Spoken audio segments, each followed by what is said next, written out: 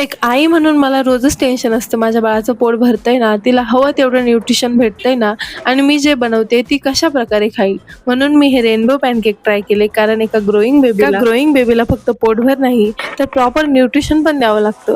आणि ऑनेस्टली तत्सवीने जेव्हा हे आवडीने खाल्लं ना, तेव्हा मला वाटलं, हो, माझा प्रयत्न खरंच यशस्वी झाला.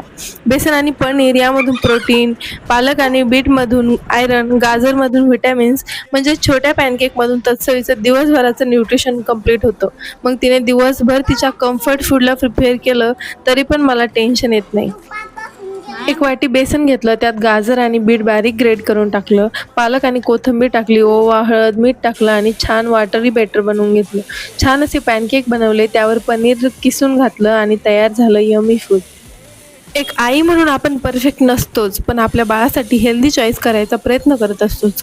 जर तुम्हालाही अशाच हेल्दी, इझी आणि बेबी अप्रूव्ड रेसिपीज हव्या असतील, तर हा व्हिडिओ सेव्ह करा आणि आत्ताच या पेजला फॉलो करून ठेवा. म्हणजे तुम्ही माझ्या रेसिपीज मिस नाही करणार.